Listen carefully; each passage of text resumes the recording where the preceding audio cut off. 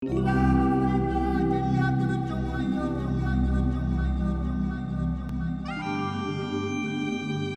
to SIPA conference. My name is Mateen, Syed.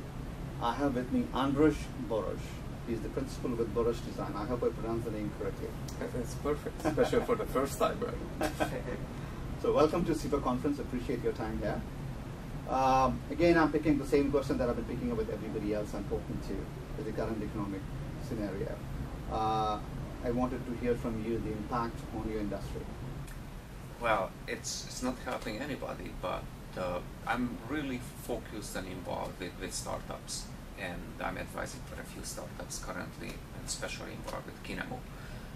To a certain extent, this is a great time to start your company, because by the time that you grow, the market's going to be back. I'm an optimistic by nature.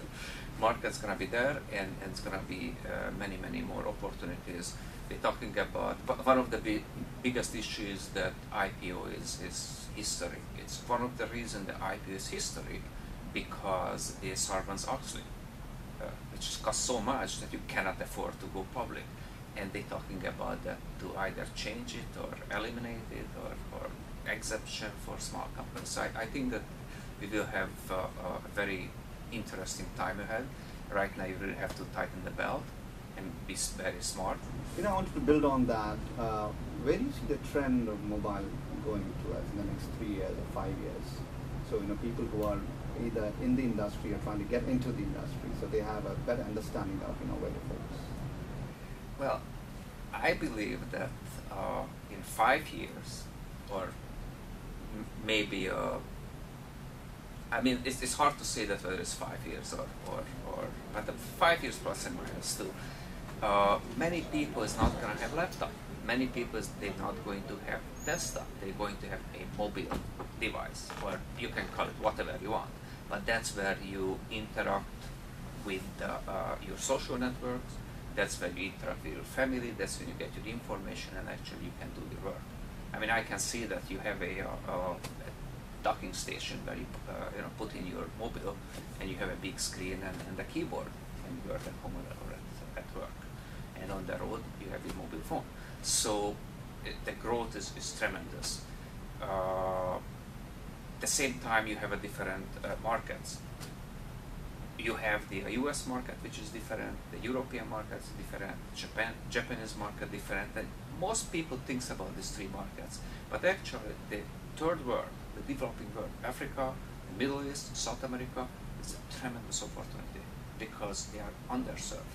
And it's not just by the mobile, they're underserved by many other areas that with an interesting mobile application, you can play a significant role. I want to ask you a cultural question, because you come from Hungary, it's rich in culture, okay, and we come from India, so we have a lot of history and culture as well. In many ways, it becomes a little easier because we have been exposed to multiculturalism in India, so we assimilate sort of pretty well when you come to the United States. Were there any challenges for you when you came from Hungary to here, or how different or how easy it is for a professional entrepreneur to get absorbed? Because Silicon Valley is pretty open and welcoming.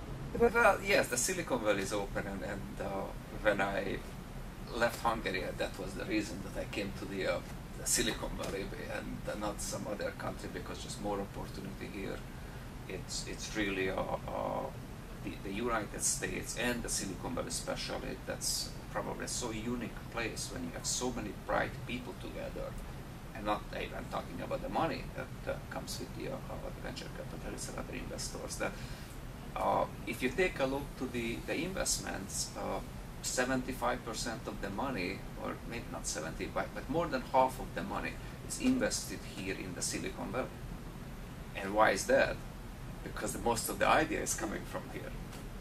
So adjusting, yeah, it takes some effort, but if somebody is first of all, when you leave your country with one suitcase, you are already ready for challenges, right? So the entrepreneurship is just the next step. I want to ask you one last question, and you have been working around with Indians a lot in Silicon Valley. You can't escape an Indian, I suppose, if you're in technology. Are there particular traits that you feel that the Indians bring with them because of the cultural influences that you think have been helpful to them? Well, I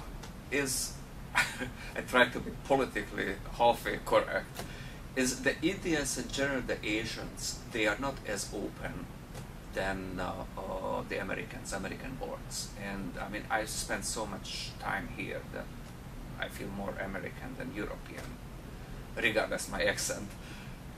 So if they're more open as far as communication, accepting the fact that, hey, I made a mistake, and don't try to cover up.